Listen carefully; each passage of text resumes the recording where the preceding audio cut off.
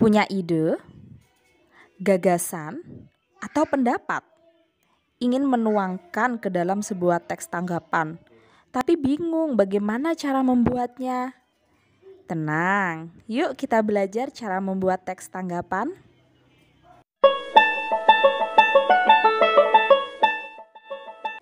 Sebelum menulis teks tanggapan, kamu perlu tahu dulu apa struktur teksnya dan kaidah kebahasaannya. Di video sebelumnya, kita sudah mempelajari tentang struktur teks tanggapan. Nah, kali ini kita belajar dulu kaidah kebahasaannya ya.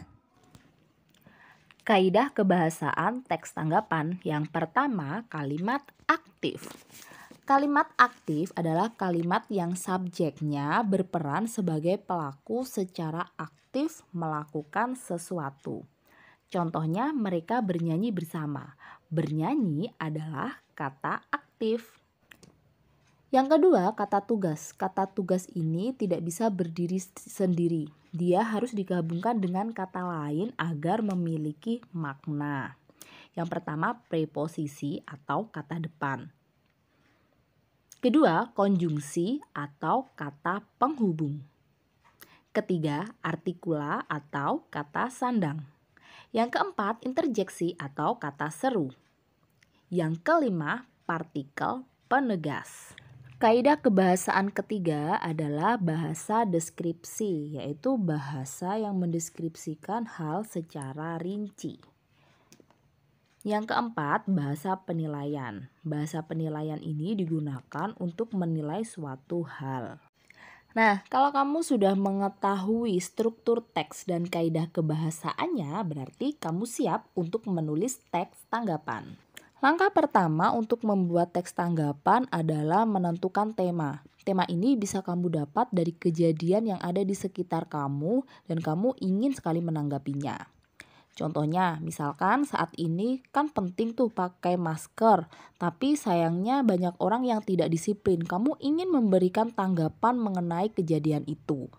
Maka pentingnya memakai masker bisa kamu jadikan sebagai tema. Langkah kedua yaitu kembangkan tema sesuai dengan struktur teks. Struktur yang pertama, evaluasi. Ini berisi tentang pernyataan umum tentang persoalan. Misalkan tadi memakai masker ya, pentingnya memakai masker. Nah, di sini kamu jelaskan mengapa memakai masker itu penting. Struktur yang kedua adalah deskripsi teks. Deskripsi teks ini adalah alasan mendukung atau menolak. Nah, di sini kamu bisa menyampaikan mengapa sih alasan kamu mendukung menggunakan masker. Nah, struktur yang ketiga adalah penegasan ulang. Di bagian ini kamu bisa menyampaikan kesimpulan apa yang ingin kamu sampaikan kepada pembaca. Setelah selesai menulis, langkah selanjutnya adalah membaca ulang teks yang kamu buat. Ingat ya, menulisnya harus sesuai dengan kaidah kebahasaan. Kalau perlu ada yang direvisi, bisa direvisi atau diperbaiki lagi dari segi kaidah kebahasaan, dari segi tata bahasa juga, dari ejaan. Bagaimana? Mudah kan menulis teks tanggapan? Jangan lupa dipraktekkan ya. Sampai jumpa di video selanjutnya. Wassalamualaikum.